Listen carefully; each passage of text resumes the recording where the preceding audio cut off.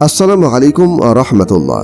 প্রিয় দর্শক, আশা করি মহান রব্বুল আলমিনের দয়ায় আপনারা সকলে ভালো আছেন। কিয়ামতের দিন বহু মানুষ আফসোস করবে, এজন্য এই দিবসকে পরিতাপের দিবস বলা হয়।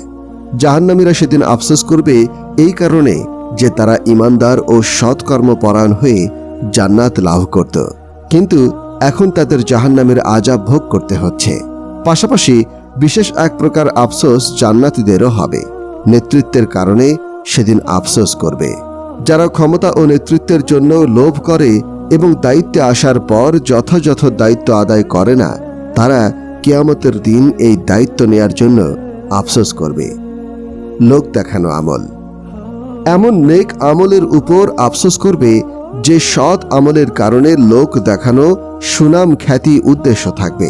মহান আল্লাহ তাআলা বলেন, এবং তাদের জন্য আল্লাহর কাছ থেকে এমন কিছু প্রকাশিত হবে যা তারা ধারণাও করেনি। সূরা জুমার আয়াত 47। জিকিরবিহীন মজলিসের আফসোস। আবু হুরায়রা রাদিয়াল্লাহু আনহু থেকে বর্ণিত, নবী করিম সাল্লাল্লাহু আলাইহি ওয়াসাল্লাম বলেন, যেসব লোক কোনো বৈঠকে বসেছে অথচ তারা আল্লাহ তাআলার জিকির করেনি এবং তাদের নবীর প্রতিও দরুদ পড়েনি, তারা বিপদগ্রস্ত ও আশাহত হবে। আল্লাহ তাআলা চাইলে তাদের শাস্তিও দিতে পারেন কিংবা মাফও করতে পারেন। সূরা বাকারা না পড়া। সূরা বাকারা পড়ার সামর্থ্য থাকা সত্ত্বেও না পড়া। কিয়ামতের দিন যখন এই সূরার বরকত ও বিনিময় দেখবে তারা, তখন সে আফসোস করবে কেন এই সূরা পড়েনি।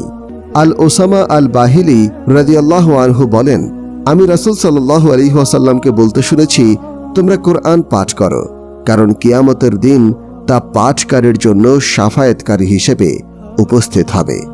তোমরা দুটি উজ্জ্বল সূরা অর্থাৎ সূরা বাকারা ও সূরা আলে ইমরান পড়ো। কিয়ামতের দিন এই দুটি সূরা এমনভাবে আসবে যেন তার দুই খণ্ড মেঘ অথবা দুটি ছায়া দানকারী অথবা দুই ঝাঁক উড়ন্ত পাখি, যা তার পাঠকারীর পক্ষ থেকে কথা বলবে।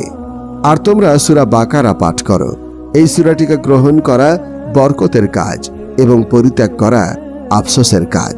যারা অসৎ সঙ্গ গ্রহণ করেছে, দুনিয়াতে যারা অসৎ লোককে বন্ধু বানিয়েছে এবং তাদের কারণে সেসব মানুষ বিপদগামী হয়েছে, সেদিন এর কারণে সে আফসোস করবে।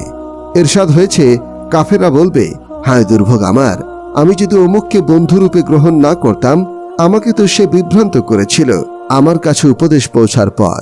আর শয়তান তো মানুষের জন্য মহাপ্রতারক।